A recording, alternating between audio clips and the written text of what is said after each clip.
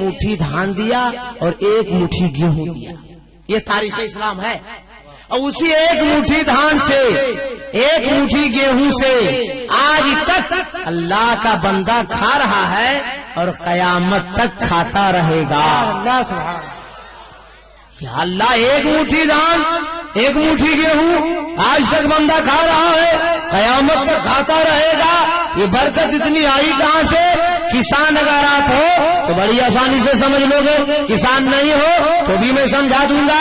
सब आदमी जमीन बनाता है खेती करने के लिए, जमीन तैयार हो जाती है और जमीन तैयार होने के बाद आप पाशी करता है, पानी देता है। जमीन बनने के बाद धान का 1 दाना, गेहूं का 1 दाना अल्लाह का बंदा बहैसियत किसान उसमें डाल देता है और जमीन के अंदर डालने के बाद और रहमत कामिला देखो कि जमीन के सीने को चाक करने के बाद वो बाहर निकलता है दाना, और बाहर निकलने के बाद पत्तियां फैलती हैं। पत्तियां फैलने के बाद एक शाख लगती है, शाख लगने के बाद एक बाली लगती है और बाली लगने के बाद उसमें दाना लगता है। तो जमीन के अंदर अल्लाह का बंदा 1 दाना डाला था, लेकिन जब बाहर निकला है पत्तियां फैली है, शाख लगी है, बाली बनी है, तो अब 1 दाना नहीं है, उस बाली में अनेक दाना है। वाह वाह वाह। अब मेरा सवाल पड़ी लुखी दुनिया से कि 1 दाना से अनेक दाना, आपकी समझदारी के लिए कि 1 दाना से 100 दाना बनाने वाला कोई तो है। बेशक। अगर कोई होता नहीं तो 1 दाना से बाली में 100 दाना बनता कैसे? और आपके लिए आसान कर दूं, आप रोजाना देखते हो कि सूरज निकलता है, रोजाना देखते हो सूरज डूबता है, तो सूरज निकालने वाला, सूरज डुबाने वाला कोई तो है। अगर कोई होता नहीं ये सूरज निकलता कैसे? कोई होता नहीं ये सूरज डूबता कैसे? और आसान कर दूं, आदमी रोजाना जीता है, आदमी रोजाना मरता है, तो जिलाने वाला, मारने वाला कोई तो है। अगर कोई होता नहीं आदमी जीता कैसे? कोई होता नहीं आदमी मरता कैसे? आप लोगों ने मुर्गी का अंडा देखा है? मुर्गी का अंडा देखा भाई? अरे बोलिए रे यार, मुर्गी का अंडा देखा है? मुर्गी का अंडा जब खाने की तबीयत होती है उसको फोड़िए पोच बनाने के लिए, तो क्या निकलता है उससे? जर्दी और सफेदी, ये निकलता है ना। लेकिन अगर 13 दिन उस अंडे पर मुर्गी बैठ गई तब सफेदी और जर्दी नहीं निकलती है, उस अंडे से मुर्गी का बच्चा निकलता है।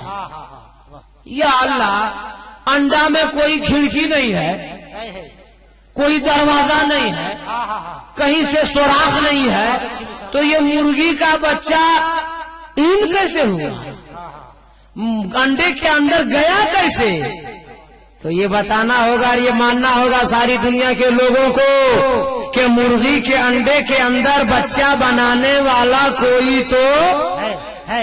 अगर कोई होता नहीं तो ये मुर्गी के अंडे के अंदर बच्चा बनता कैसे?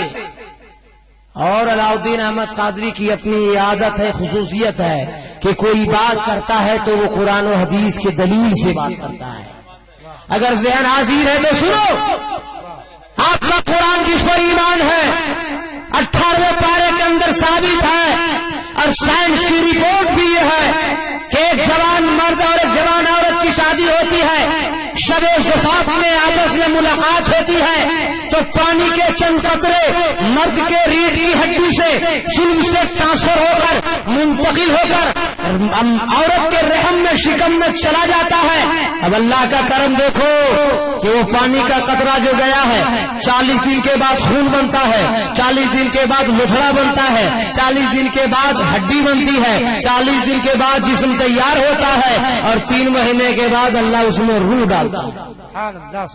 ये आपका कुरान बता रहा है, ये हमारा पवित्र कुरान बता रहा है, और साइंस रिपोर्ट भी यही है। अब आलम तसव्वुर में मैं अर्ज करना चाहता हूँ, ए परवरदिगारे आलम, पानी से खून बनाने वाला, खून से लकड़ा बनाने वाला, लकड़े से हड्डी बनाने वाला, हड्डी से पूरा जिस्म बनाने वाला कोई तो है। जिस्म के अंदर پانی سے خون بن گیا، خون سے لتھڑا بن گیا، لتھڑے سے ہڈی بن گئی، ہڈی سے جسم بن گیا. اب کوئی کالا ہو رہا ہے، کوئی گورا ہو رہا ہے، کوئی لڑکا ہو رہا ہے، کوئی لڑکی ہو رہی ہے، کوئی 2.5 کلو ہو رہا ہے، کوئی 3 کلو ہو رہا ہے، کوئی 6 مہینہ میں آ رہا ہے، کوئی 7 مہینہ میں آ رہا ہے، کوئی 8 میں آ رہا ہے، کوئی 9 میں آ رہا ہے، کوئی 10 میں آ رہا ہے، کوئی 11 میں آ رہا ہے، کوئی 12 میں آ رہا ہے، کوئی 15 میں آ رہا ہے، کوئی 24 میں آ رہا ہے. کہیے گا یہ کون مولانا بولا دیا جی؟ ہاں 9 مہینہ بچہ پیدا ہوتا ہے، یہ 12 مہینہ بولتا ہے.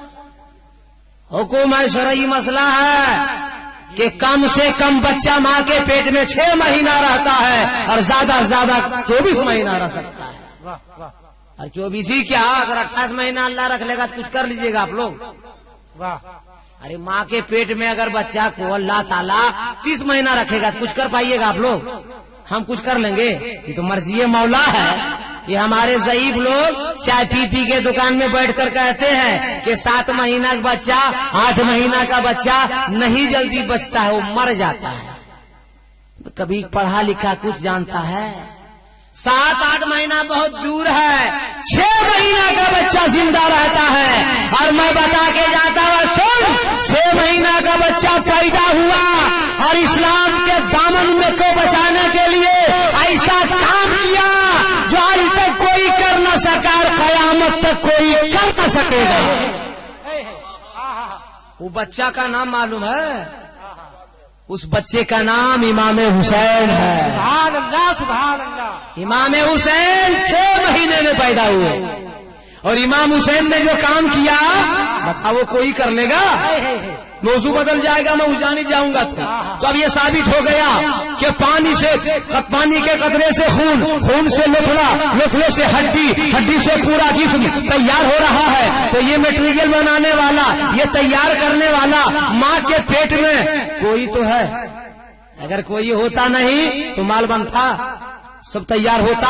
اے اللہ، اسی کے پانی کے قطرے سے آنکھ بنا دیا، پانی کے قطرے سے کان بنا دیا، پانی کے قطرے سے ہاتھ بنا دیا، پانی کے قطرے سے پاؤں بنا دیا، پانی کے قطرے سے دل بنا دیا، پانی کے قطرے سے پھیپھڑا بنا دیا، پانی کے قطرے سے کڈنی بنا دی. لیکن اے پروردگار، یہ دیکھنا ہے ایک ہاتھ کو تو نے دیا ہے، آدمی پکڑ لیتا ہے، پاؤں دیا ہے، آدمی چل لیتا ہے، آنکھیں عطا کی ہے، آدمی دیکھ لیتا ہے، زبان عطا کی ہے، آدمی بول لیتا ہے. لیکن کسی انسان کا، کسی آدمی کا، کسی منوش کا ہاتھ کاٹ دیا جائے انسان زندہ ہے، پاؤں کاٹ دیا جائے انسان زندہ ہے، آنکھیں پھوڑ دی جائے انسان زندہ ہے، زبان کاٹ دی جائے انسان زندہ ہے، کان کاٹ دیا جائے انسان زندہ ہے. تو پوری باڈی کے اندر، پورے جسم کے اندر کون ایسا سامان ہے جسے کاٹنے کے بعد انسان زندہ نہیں رہ سکتا؟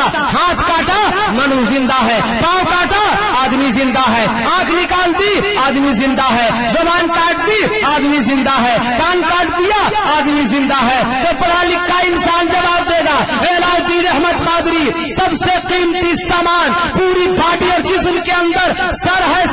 سر کاٹنے کے بعد انسان زندہ نہیں رہ سکتا ہے، اب وہ مر جاتا ہے. اب میں سوال کرنا چاہتا ہوں، عالم تصور میں اے پروردگار عالم، ہاتھ دیا ہے انسان پکڑ لیتا ہے، پاؤں دیا ہے آدمی چل لیتا ہے، کان دیا ہے سن لیتا ہے، زبان دی ہے بول لیتا ہے، آنکھیں دی ہے دیکھ لیتا ہے. اے اللہ، لیکن ان چیزوں کو کاٹنے کے بعد آدمی زندہ ہے، سر کاٹنے کے بعد آدمی مردہ ہے، تو سر کس لیے دیا؟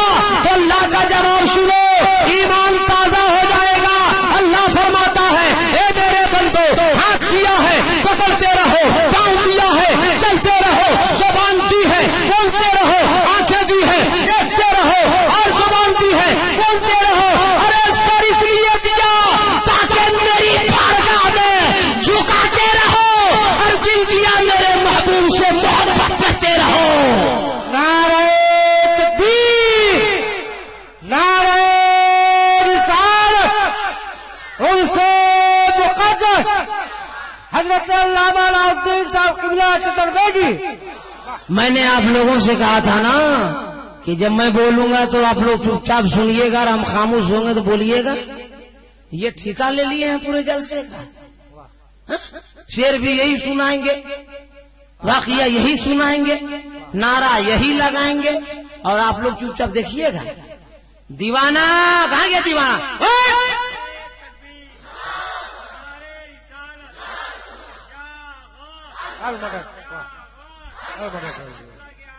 زندہ باد. بس پھر موقع دیں گے. اب وہ سر نہیں جو خدا کی بارگاہ میں جھکے نہیں, اب وہ دل نہیں جو مصطفیٰ سے محبت نہ ہو.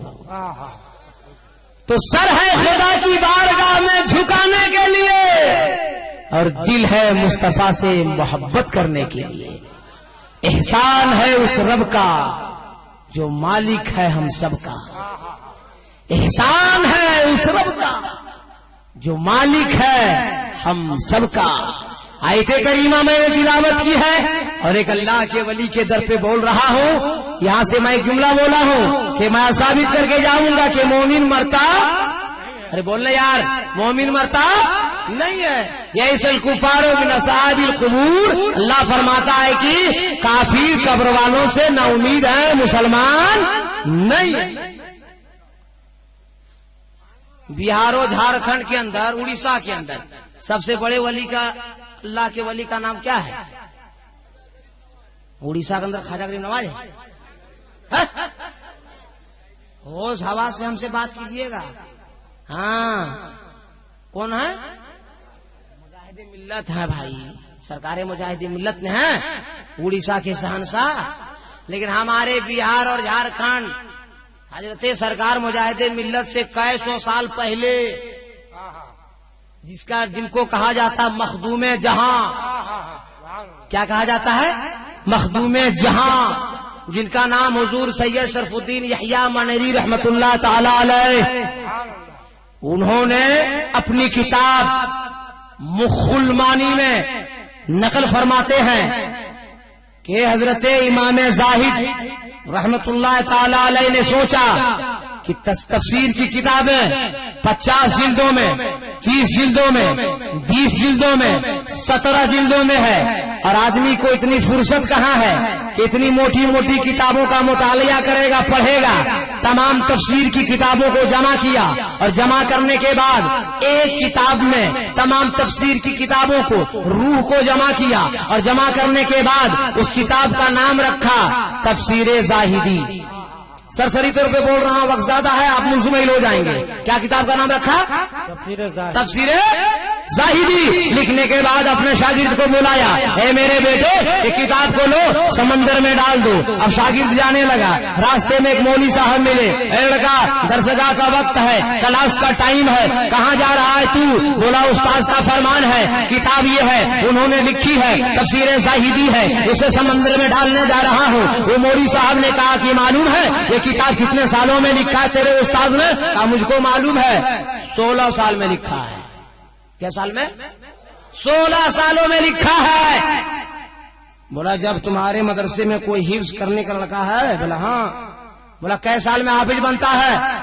بولا کوئی 3 سال میں بن جاتا ہے, کوئی 4 سال میں بنتا ہے, کوئی 5 میں بنتا ہے, کوئی 6 میں بنتا ہے, بہت کمزور ہوتا ہے تو 7 میں بنتا ہے. بولا 7 سال کے بعد ایک بچہ حافظ قرآن ہوتا ہے. تیرا استاد 16 سال میں تفسیر لکھی ہے. بتاؤ, ورق با ورق, لفظ با لفظ, سطر با سطر یاد ہو گیا ہوگا کہ نہیں؟ شاگرد نے کہا کہ بالکل. بولا تیرا استاذ بخیل ہے, کنجوس ہے, وہ یہ نہیں چاہتے ہیں کہ جس طرح میں بڑا مولانا ہوں دوسرا بھی میری یہ تفسیر کی کتاب مطالعہ کر لے اور سب بڑا مولانا ہو جائے. اس لیے انہوں نے لکھا, یاد ہو گیا, اب یہ چاہتے ہیں کہ سمندر میں ڈال دیں. تم بڑا مولانا بننا نہیں چاہتا ہے. اس دور میں کون چاہے گا کہ قیامت تک ہم مؤذن رہیں؟ اب کوئی چاہے گا؟ بولا ہاں ہماری خواہش ہے بڑا مولانا بننے کی. بولا جاؤ کتاب گھر میں رکھ دو اور استاد سے جا کے بول دو کہ سمندر میں ڈال دی. بات سمجھ میں آ گئی؟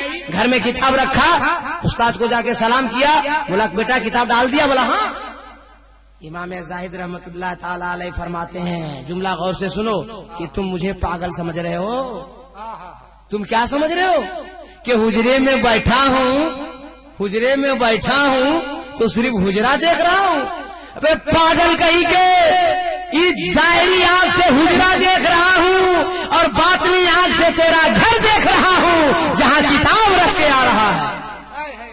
ارے وہی اڑیسہ کے شہنشاہ سرکار مجاہد ملت انڈیا گورنمنٹ نے الہ آباد کے جیل میں جب بند کر دیا تھا تو مجاہد ملت کو سپرنٹینڈنٹ آف جیل نے مجاہد ملت کو جیل میں بھی دیکھا تھا اور الہ آباد کے پلیٹ فارم پر بھی دیکھا تھا.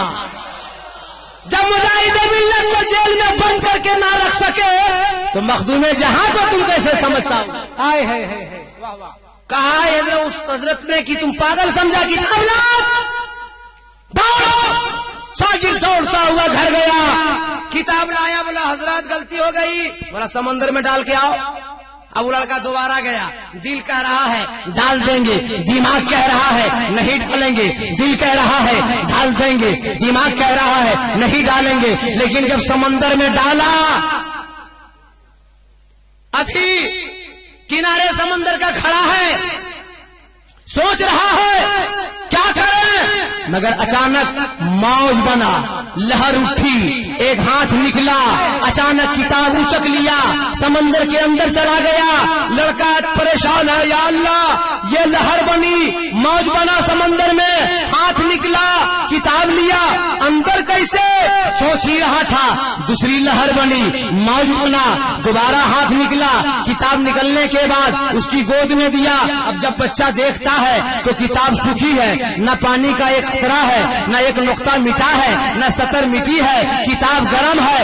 حیرت میں ہے کہ پروردگار یہ عالم کیا ہے, کتاب سمندر کے اندر اپنی آنکھ سے میں دیکھ رہا ہوں لیکن پانی کا یہ قطرہ نہیں ہے. سینے سے لگایا, دوڑتا ہوا استاد کی بارگاہ میں آیا, حضور لیجئے کتاب, سمندر میں ڈالا بیٹا, ڈال دیا, مت پوچھئے کیا ماجرا ہوا, میں بھی سمندر کے کنارے کھڑا تھا, موج بنی, لہر بنی, اور بننے کے بعد ہاتھ اٹھا, ہاتھ نکلا اور کتاب لے کے اندر, پھر باہر نکلا, ہم کو دے دیا, کتاب بھینگی تک نہیں ہے. اے استاد گرامی لیجئے, امام زاہدی رحمت اللہ تعالی علیہ نے جب کتاب لیا ہے, پہلا ورق پلٹا, مسکرا دیے, دوسرا ورق پلٹا, شرم سے سر جھکا دیے, تیسرا ورق پلٹا, مسکرا دیے, چوتھا ورق پلٹا, شرم سے سر جھکا دیے. شاگرد دیکھ رہا ہے, کہا حضرت ہم پاگل ہو جائیں گے, بریک ہیمریج ہو جائے گا. ایک تو سمندر سے ہاتھ نکلا لے گیا, کتاب بھیگی نہیں, آپ نے لا کر دیا.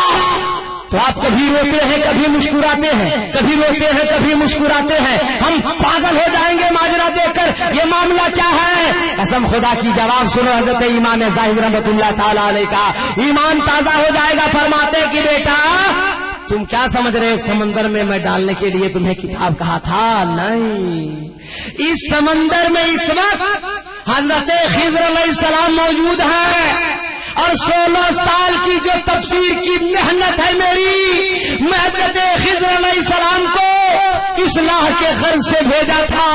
حضرت خضر علیہ السلام نے جس میں صحیح کا نشان لگا دیا ہے, دیکھتا ہوں تو دل مچل جاتا ہے, اور جہاں غلط کا نشان لگا دیا ہے دیکھتا ہوں تو شرم سے سر جھک جاتا ہے. نعرہ تکبیر, نعرہ رسالت, عرس مقدس, فیضان اولیاء, فیضان اولیاء, مخدوم جہاں. اس کتاب کا نام کیا؟ تفسیر زاہدی. اس کتاب سے, یہ رکھیے واقعہ بڑا لمبا ہے, آپ کے پاس اتنا ٹائم نہیں, نہ میرے پاس ہے, بہت کچھ بولنا ہے.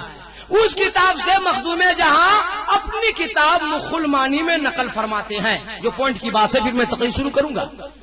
اپنی کتاب مخل معنی میں نقل فرماتے ہیں کہ جب سرکار مصطفیٰ جان رحمت صلی اللہ تعالی علیہ وسلم ظاہری زندگی سے دنیا سے جب تشریف لے گئے تو مکے والوں نے کہا کہ سرکار کو مکہ لے جائیں گے, فلسطین والوں نے کہا فلسطین لے جائیں گے. کہاں چچا؟ مدینے والوں نے کہا کہ مکہ میں پیدا ہوئے مگر ہم جانے نہیں دیں گے. لیکن ایک صحابی آیا, جب جھگڑا چھڑ گیا تو صحابی رسول نے کہا کہ سنو, میں نے رسول سے حدیث پاک سنی ہے. حدیث شریف سنو, حدیث شریف سنو, میں نے رسول پاک سے حدیث پاک سنی ہے. کہ جب مکے سے مدینے کو مصطفیٰ ہجرت کیے تھے تو مدینے کے ہر ایک رئیس، سلطان، بڑے بڑے لوگ، عمرا، فقراء، سارے لوگوں کی خواہش و تمنا تھی کہ مصطفیٰ میرے گھر ہوتے، مصطفیٰ میرے گھر ہوتے، مصطفیٰ میرے گھر ہوتے، مصطفیٰ میرے گھر ہوتے، لیکن مصطفیٰ نے فرمایا تھا کہ میری اونٹنی جس پر میں سوار ہوں وہ جہاں بیٹھے گی وہی میرا قیام ہوگا، وہی میرا حجرہ ہوگا اور وہی میرا مدفن بھی ہوگا۔ جب یہ ایک صحابی نے کہا تو فلسطین والا سلنڈر، مکہ والا بھی سلنڈر، مدینے والے نے کہا کہ جب رسول کا یہ فرمان ہے تو سر آنکھوں پر ہے۔ اب سرکار نے فرمایا کہ سنو، جب مجھے غسل دے چکو، مجھے کفن دے چکو تو حضرت عائشہ کے حجرے میں رکھ دو اور وہاں سے باہر نکل جاؤ۔ میرے 4 یار آئیں گے، جبریل، میکائیل، اسرافیل، ملک الموت۔ آنے کے بعد کیا کریں گے؟ سما الیہ صلو علیہ، 4 یکا بے دیگرے آتے جائیں گے اور مجھ پہ صلاۃ و سلام پڑھتے جائیں گے۔ 3 دن 3 رات ہوا، وقت گزرتا چلا گیا۔ ابو بکر صدیق آئے، فاروق اعظم آئے، عثمان غنی آئے، مولائے کائنات آئے، طلحہ آئے، زبیر آئے، عباس آئے، آتے گئے، صلو علیہ، صلاۃ و سلام پڑھتے گئے، باہر نکلتے گئے، مرد آئے، پھر عورتیں آئی۔ آپ لوگوں کو معلوم ہے جس نبی کا کلمہ پڑھتے ہیں، محمد مصطفیٰ جان رحمت صلی اللہ علیہ وسلم کا کلمہ پڑھتے ہیں نا، وہ آپ کے نبی کے جنازے کی نماز کون پڑھایا ہے؟ آپ کے نبی کی جنازے کی نماز کون پڑھایا ہے؟ بولیے، جس نبی کا کلمہ پڑھتے میرے بھائی، آپ کے نبی۔ سبحان اللہ، کیا نام ہے تمہارا بیٹا؟ 10 روپیہ دیجیے۔ کیا نام بیٹا؟ شمس الدین۔ اللہ تعالیٰ کو عالم دین بنائے۔ بتاؤ، اس بچے نے اس گاؤں کا لاج بچا لیا۔ آج میں بہت کڑا جملہ بولنا جا رہے تھے ہم۔ ارے اس نبی کی جنازے کی نماز کون پڑھاتا میاں؟ وہ تو خود امام الانبیاء تھے، سب نبی ان کے پیچھے پڑھے، ان کی نماز جنازہ کون پڑھاتا؟ صلو علیہ کا لفظ بخاری شریف کی حدیث پاک آیا ہے کہ جو آتے گئے صلاۃ و سلام پڑھتے چلے گئے۔ 3 دن 3 رات یہ معاملہ ہوتا رہا۔ اب معاملہ آیا کہ خلیفہ اول بنے گا کون؟ سرکار چلے گئے، دنیا میں جہاں جہاں تک قرآن کی تلاوت پہنچی نہیں، اسلام کا پیغام پہنچا نہیں، وہاں پہنچائے گا کون؟ تو فاروق اعظم فرماتے ہیں، اے ابو بکر صدیق، جب مصطفیٰ کی طبیعت خراب ہو گئی تھی تو نماز آپ نے شروع کی، امامت آپ نے کی، تو آپ موجود ہیں، تو آپ کے سامنے خلیفہ اول بنے گا کون؟ آپ کے ہاتھ پر ہم بیعت کرتے ہیں۔ فاروق اعظم نے بیعت کیا تو سارے صحابہ کرام بیعت کرنے لگے۔ اب بیعت و خلافت کا معاملہ 9 دن چلا۔ ارے بولو نا بھائی، کیا دن چلا؟ 9 دن۔ جنازہ رکھا رہا 3 دن، کل ملا کے ہوا کتنا دن؟ 12 دن۔ کتنے دن ہوئے؟ 12 دن۔ اب ابو بکر صدیق نے فرمایا کہ جب میرے سرکار دنیا سے جا رہے تھے تو ان کی 9 بیویاں حیات سے تھیں۔ کہ بیویاں 9 بیویاں حیات سے تھیں۔ ابو بکر صدیق نے فرمایا کہ ایک ماں کے گھر سے ایک دن کھانا آئے گا، مسجد نبوی میں رکھا جائے گا، مصطفیٰ پہ ایصال ثواب ہوگا، پھر مہمانوں میں تقسیم کیا جائے گا۔ ایسا ہی ہوتا رہا۔ جب 9 دن ہو گیا تو ابو بکر صدیق نے فرمایا کہ جاؤ فلسطین سے آنے والے مہمانوں کو، مکے سے آنے والے مہمانوں کو، مصر سے آنے والے مہمانوں کو، دمشق سے آنے والے مہمانوں کو مدعو کر دو، مدینے والے بچوں کو بھی دعوت دے دو، جوانوں کو بھی دے دو، بوڑھوں کو بھی دے دو، عورتوں کو بھی دے دو، یتیموں کو بھی دے دو، غریبوں کو بھی دے دو، رئیسوں کو بھی دے دو۔ دے دیا۔ حضرت مخدوم جہاں سید شرف الدین یحییٰ منیری رحمت اللہ تعالی علیہ اپنی کتاب مسلمانی میں فرمایا فرماتے ہیں کہ ڈیڑھ چڑھا دیا ابو بکر صدیق نے تو کسی نے آ کے پوچھا یہ چیز ابو بکر صدیق یہ کیا ہے؟ جواب دیتے ہیں قدر تام ساختن کے تمام رام مدینہ فرض کردن، اس قدر مدینے میں کھانا بنایا جائے کہ تمام مہمانوں کو زاد ہو جائے۔ تو آگے کسی نے پوچھا کہ یہ کھانا بنانے کی ضرورت کیوں، دیگ چڑھانے کی ضرورت کیوں، سب کو مدعو کرنے کی ضرورت کیوں، کھانا کھلانے کی ضرورت کیوں؟ جب لوگوں نے سوال کیا تو ابو بکر صدیق ہوں گے یا فاروق اعظم ہوں گے یا عثمان غنی ہوں گے یا مولا کائنات ہوں گے، جب آپ دیتے ہیں جو حضرت مخدوم بہاری نے اپنی کتاب میں نقل فرماتے ہیں، جو حضرت امام زاہدی رحمت اللہ تعالی علیہ نے تفسیر زاہدی میں فرمایا ہے الیوم عرس رسول اللہ، آج کے دن میں رسول اللہ کا عرس منا رہا ہوں، آج کا دن میں رسول اللہ کا عرس منا۔ سبحان اللہ سبحان اللہ سبحان آپ پورے وسوخ اور چیلنج کے ساتھ ایک جملہ سنو کہ بریلی کے احمد رضا کا قانون اور فتویٰ نہیں بتا رہا ہے کہ عرس منانا کس سے ثابت ہے، فاتحہ کرنا کہاں سے ثابت ہے، سلام پڑھنا کہاں سے ثابت ہے؟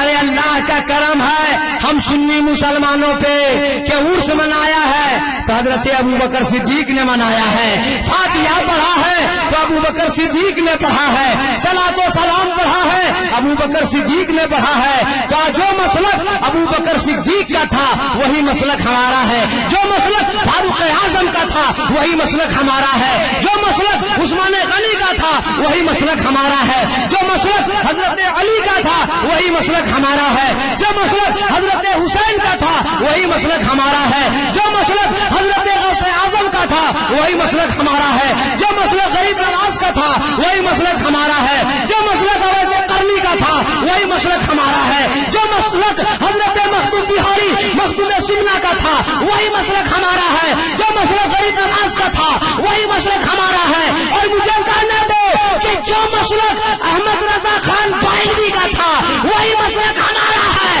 ارے جو مسلک سرکار مجاہد ملت کا تھا وہی مسلک ہم سنیوں کا ہے۔ تمہارا مسلک تم کو مبارک ہو، ہم سنیوں کا مسلک ہمیں۔ نعرہ